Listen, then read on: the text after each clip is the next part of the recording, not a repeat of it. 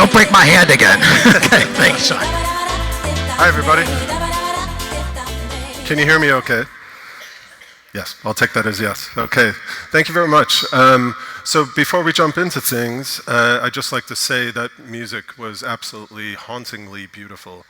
Both of my parents were classical musicians as a profession their whole lives, and the cellist with that group is phenomenal. Absolutely incredible. So in either case, I bring that up only because my parents being in the music industry, when I first met Rob and Edmund, they talked to me about bid ops and so forth, and it didn't really quite catch me. And then they changed the name to Arkestro, and I got it right away. Procurement Orchestration. It's a totally different paradigm, and it's a wonderful one. So great branding on their part, and later I'll explain some poor branding on my part. Hopefully you'll get a laugh out of it. So in either case, let me just go back one. What I would like for you to get out of today's discussion is for me to explain a strategy and operations planning framework. I'd never be so arrogant to say this is the one that you should use. You all have your own planning techniques and methodologies and so forth, but this is a tried and true framework that we'll run through. Secondly, we'll run through a couple of best case and worst case scenarios for companies that were actually delivering on their strategies and executing well, or not so well.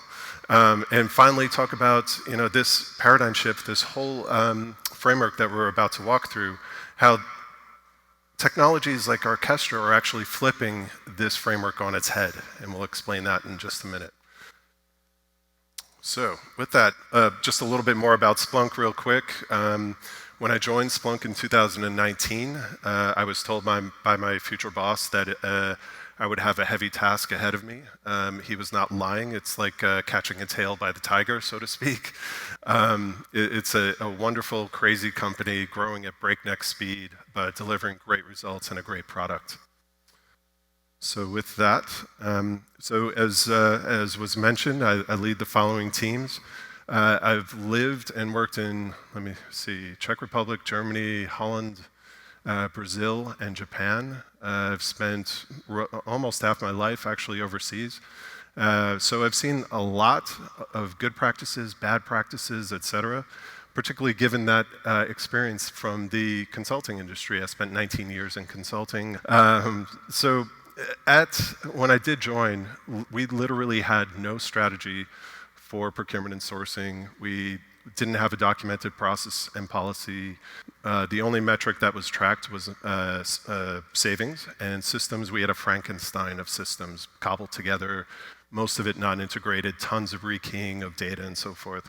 That's all by design. That's not to criticize former management or anything like that. As a software company, you have to grow quickly, capture market share and so forth. Their strategy was to introduce as little friction into the procurement and sourcing process.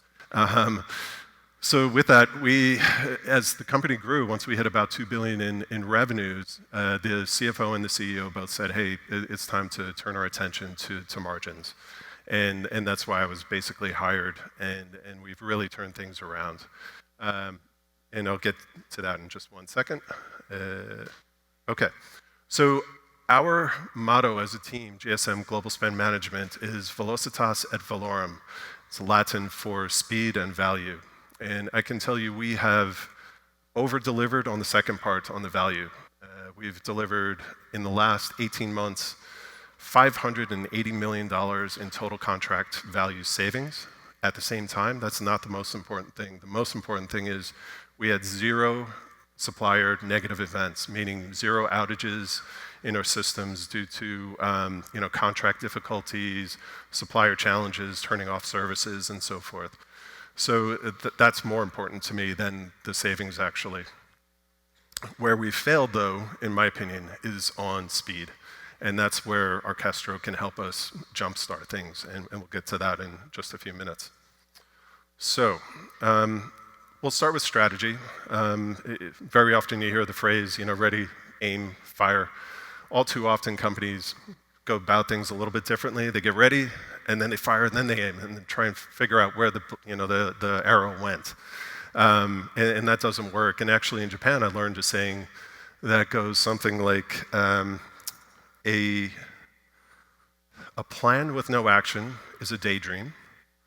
Action with no plan is a nightmare. And I think that's very true. So the point of this whole framework that I'm about to introduce is to get those two things in alignment. So we heard earlier, it's not only about your strategy and your plan, but how you execute and what you execute and where and so forth. So with that, with this, and I mentioned that likewise, Arkestro has brilliant branding. The branding for my framework is terrible. It's SPOMS. It's perhaps the ugliest acronym ever made up in the history of man, but it's effective. Please trust me. Actually, there are a couple of people in the room who I've worked with in the past who are still using this framework in fact. So let's jump into the framework itself. It's fairly basic. It starts with S, strategy, so the tip of the spear. P for process and policy. O for organization, M for metrics and KPIs, S for systems and data. So we'll go into each of those in just a second. So with that, let's jump in. So for S is strategy, typically the tip of the spear when you're designing your overall plan for the year. Some of the common questions you really need to ask are, where do we focus? What is it that we're actually going to do? What are we trying to achieve? Or what are the objectives? I know this is all, mom and apple pie type stuff, but I have a point, trust me. So with that, the next step is, processes and policies. Where can we reduce friction? Where can we speed up the business, deliver greater value, become more efficient, deliver higher ROI, et cetera? O is for organization. Do you outsource? Do you insource? Do you put people in low-cost countries? Do you put them in low-cost areas in the US? Do you have specialists? Do you have overlays? There are all kinds of questions to ask. And then you get into metrics. How do we know if we're being efficient and effective in our, achieving our strategies and actually executing? And then finally, systems and data, I should say. Where can we introduce automation to improve accuracy, speed, et cetera? So with that, the framework actually follows that flow. You start with the tip of the spear with strategy, and then you say, okay, what policies and processes do we need to have in place to execute that will help us achieve our strategic goals, help us win in our strategies against the competition, all of those things. Beneath that, okay, organizationally, what do we need in place to execute those processes and policies? Who's actually going to do it? What type of skills do we need? Where should they be? All of those questions. And as I mentioned, metrics, how do we know if we're being effective and efficient in our execution? So with that, let's jump into two quick case studies. One is a worst practice. This was a US-based biotech. The company was going international into 6 new markets, Canada and a few in Europe and Australia. Very small organization. They called me in about 6 months into their implementation of this overall strategy.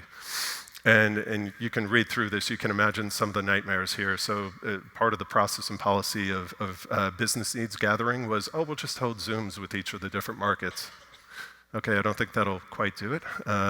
So in either case, they called us in to do a quick assessment of their strategy and execution. And about, after 6 months, they said, so what do you think? What's your assessment? And I said, well, how much time do you have? Because this needs a lot of work.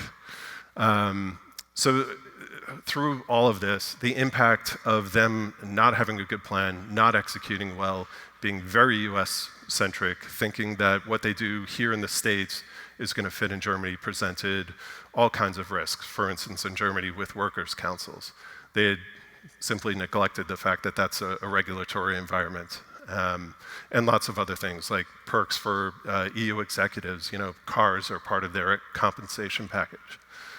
So with that, the worst part, in my opinion, was that the hearts and minds of the locals in those countries was lost for quite some time, and it takes forever to reestablish trust, and trust was talked about earlier today, and it's so key.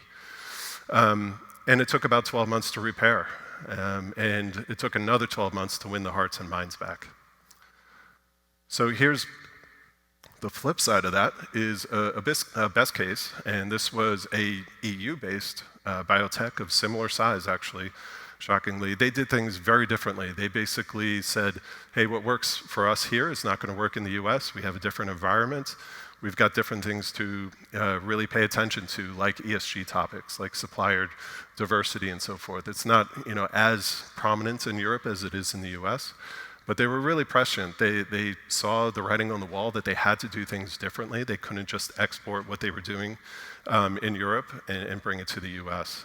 So with that, as I mentioned on the slide here, to me the most important thing here was they had extremely high net promoter scores, both internally and with their suppliers. They were ecstatic about it. The service that they received, the cycle times were going, RFPs were issued, on time in local language, in English. So those are a couple of practices. Now here's the real point: is what if we flip this planning process and said, rather than start at the tip of the spear with strategy, what if we looked at systems and systems like Arkestro actually are enabling this. I don't think we've seen in the past 10 to 15 to 20 years anything as revolutionary as Arkestro's technology. I truly believe it's a game changer. We've had some nibbles and bites with bots, WalkMe type applications and so forth, integrations with CLM platforms. All of that's great, but they didn't take us a leap step forward. I believe that Arkestro can. Here's a great example of how it could be used. Imagine if I had, as a consultant, I was leading a PMO of the integration of two pharmaceutical companies, Pfizer and Wyeth. It was about 12 years ago. Massive integration. Thousands and thousands of suppliers, tons of entities. It was a very, very challenging project. If we had Arkestro at the time, we could have zipped through this so much faster. Just getting to the point to validate, to cleanse the data, to do some what-if scenario planning around pricing and so forth, we could have sped up that whole process so significantly. Secondly, another reason I'm super excited about the technology is, I don't know about a lot of you, but I'm having trouble attracting new talent that's young and ambitious and so forth. When I talk to very junior people about their career prospects, they very often ask, what is it that you do day in, day out? What could I expect as an analyst?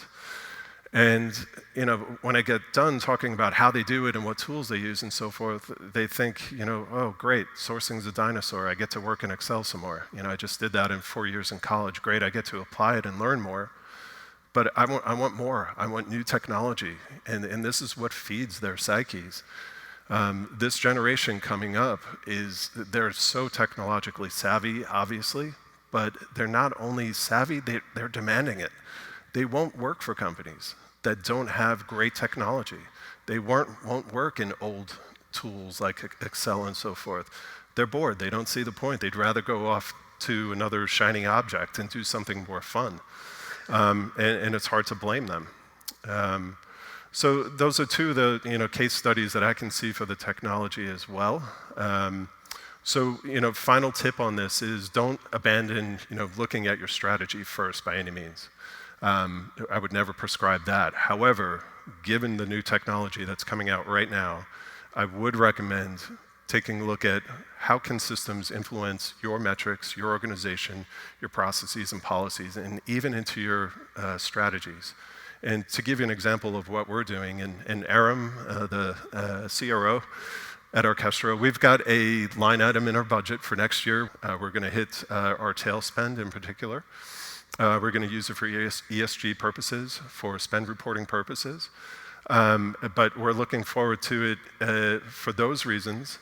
But also, it's simply the right thing to do for our existing team as well. They're frustrated, working in the same old tools, And the fact that I told them about Arkestro, you should have seen people's eyes light up in the room when I was talking about the technology. It's absolutely wonderful. So with that, I'll close, and I'll be available for questions in the hall. I'll be at the reception and so forth. If you have any questions about the SPOMS framework, and again, I hope I win an award for the ugliest acronym ever. But thank you very much, and enjoy the rest of the presentation. Thank you. Thank you, Sean. Great job. Thank you, Sean.